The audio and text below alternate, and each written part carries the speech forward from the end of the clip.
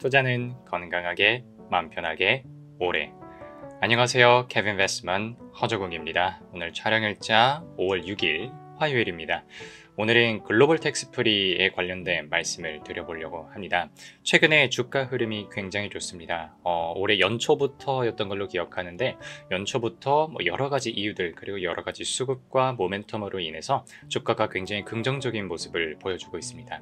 그래서 저도 최근까지는 이 회사에 대해서 그렇게 신경을 많이 안 쓰다가 저희 오프라인 강의 현장에서 수강생분께서 질문을 주셔서 글로벌 텍스프리 자기는 좋게 생각하는데 강사님께서는 어떻게 생각하십니까? 라고 해서 저희가 기업 분석을 한번 제대로 같이 해봤어요. 근데 하다 보니까 다른 부분들은 다 좋은데 다른 부분들 성장성이라던가 기업 비즈니스 모델의 효율성이라던가 매력도 혹은 산업의 성장성 이런 거 다 되게 좋은데 딱 하나 재무제표에서 걸리는 게 있더라고요. 그래서 이 부분 여러분들한테 설명드리고 또 공유하고 함께 의견 나누는 시간 되었으면 좋겠어서 영상을 찍고 있습니다. 화면으로 가시죠. 작년 4분기부터 제가 캡처를 해왔고요. 주가가 본격적으로 오른 시점이 언제부터냐라고 하면 한 요 정도 지점부터 잡을 것 같아요. 그러니까 2025년도 한 1월 올해 초부터 주가가 계속해서 긍정적인 흐름을 보여주고 있고요. 이때 당시에 대략 한 3,500원 선 정도에서 상승을 시작했다라고 하면 지금 한 5,500원대 정도 가 있으니까 주가가 굉장히 긍정적인 모습이고 우리 이평선 분석을 하더라도 되게 예쁜 정배열 상태를 보여주고 있어서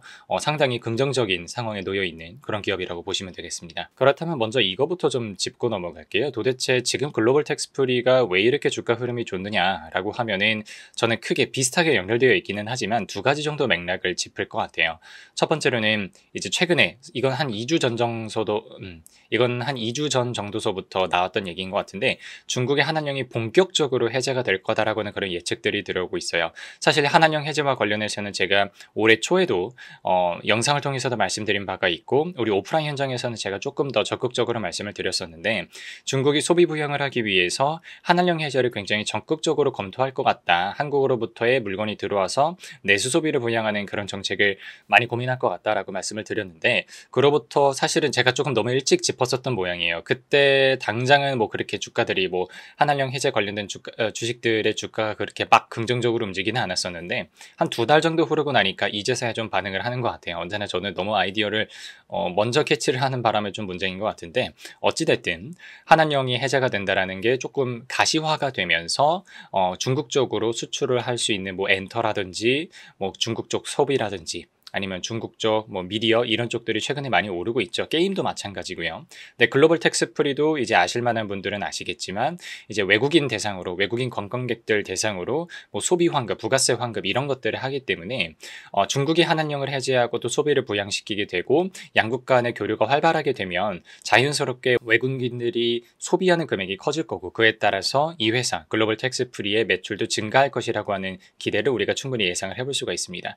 그리고 두 번째로 실제로 이거는 3월달 수치가 되게 잘 나왔는데요. 한국에 방문한 관광객들이 그동안 1월달, 2월달에 비해서 3월달에 굉장히 많이 잘 나왔어요.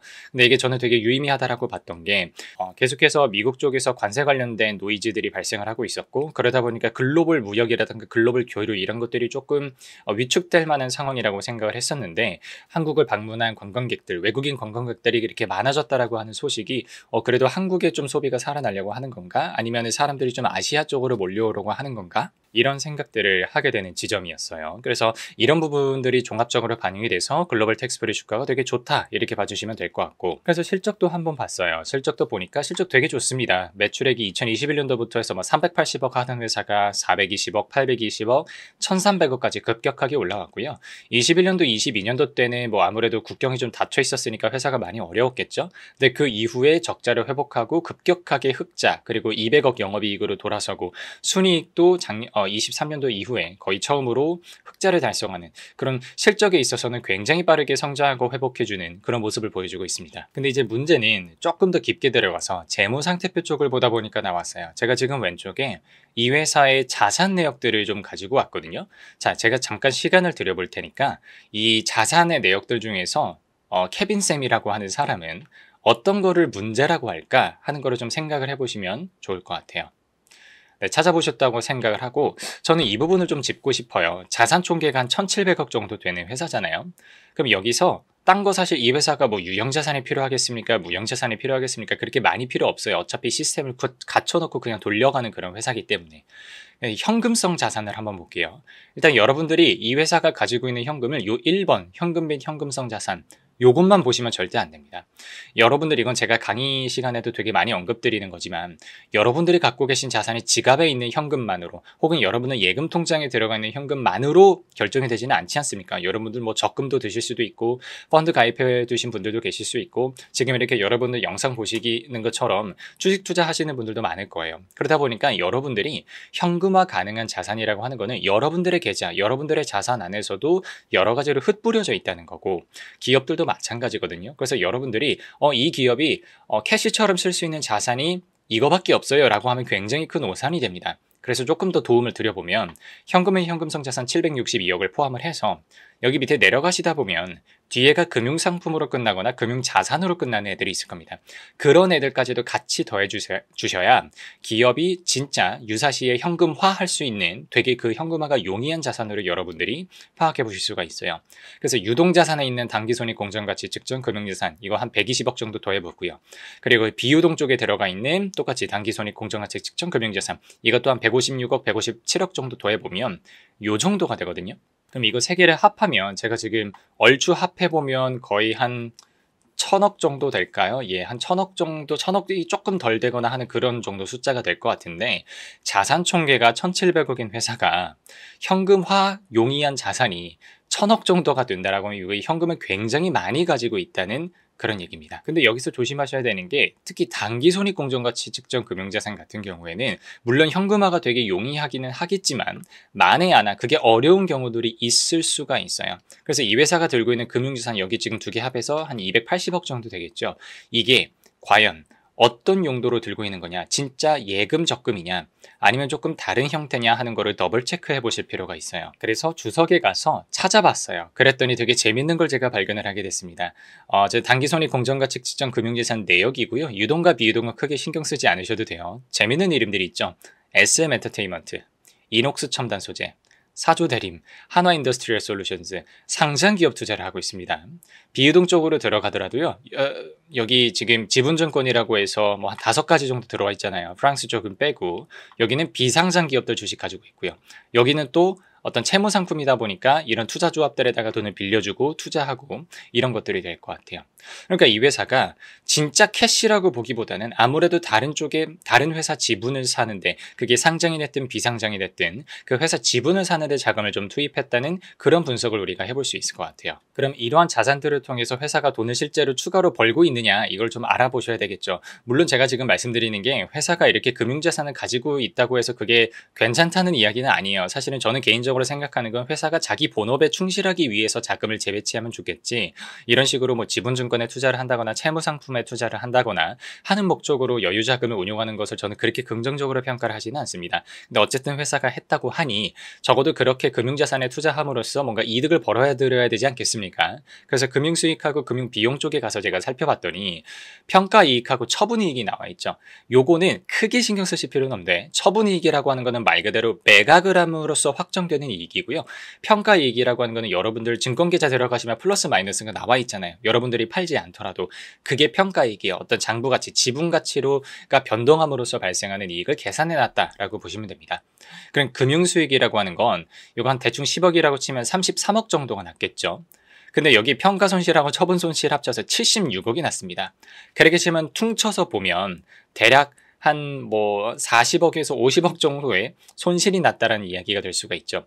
그러면 앞에서 말씀드렸던 것처럼 본업과 상관없는 그런 금융자산에 투자하는 것 자체도 그렇게 마음에 들지 않는데 여기에 투자해가지고 회사가 이익을 보기는커녕 손실을 보고 있었으니까 아무래도 주주에게 들어갈 수 있는 그런 여러 가지 가치, 부가가치들을 회사가 이상한 데다가 빠지고 있었다라고 우리가 해석을 해볼 수도 있겠죠. 그래서 저는 아쉬웠던 게 이런 거예요. 이 회사가 21년도, 22년도, 23년도 순이익단에서 봤을 때는 굉장히 힘든 적자 국면을 끝내고 24년도에 비로소 흑자 전환했지 않습니까? 그럼 저는 이 회사에게 시간을 주고 기다려준 주주들이 있다고 생각을 해요. 최소 3년 동안 기다려온 그런 주주들일 텐데 2024년도에 흑자 전환을 했다면 제가 정상적인 경영진이었다면 주주들에게 배당을 통해서든 자사주 매입을 통해서든 환원을 하는 그런 고민을 해봤을 것 같습니다.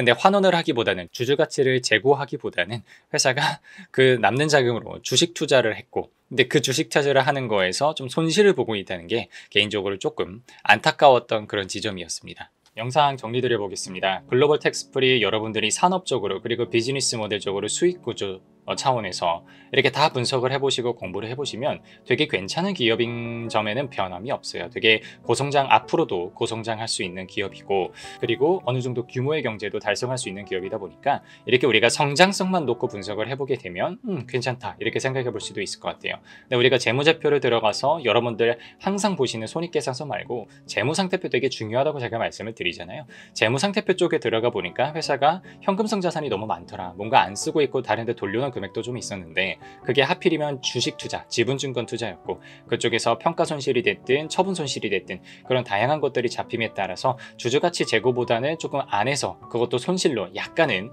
잠식해 들어가고 있다는 게 조금 안타깝습니다. 개인적으로는 회사가 여유 자금을 이런 데 쓰기보다 주주 환원을 했다면 저는 주가가 훨씬 더 폭발적으로 치고 올라갔을 거라고 생각을 합니다. 이 회사도 찾아보시면 퍼가 그렇게 비싸지 않거든요. 비싸지 않기 때문에 이런 회사들이 적극적인 주주가치 제고를 선택을 했을 때 주가가 더 폭발적으로 올라가는 그런 경향들이 있어서 아무래도 아쉽지 않나 이런 생각들을 해보게 되고요. 글로벌 텍스프리 주주 여러분들 혹은 글로벌 텍스프리에 투자를 준비하려고 좀 공부 중이신 분들은 이런 측면으로도 한번 고민해 보시는 기회 가지셨으면 좋겠습니다. 오늘 영상은 여기까지 드리고요. 다음 시간에 뵙겠습니다. 감사합니다.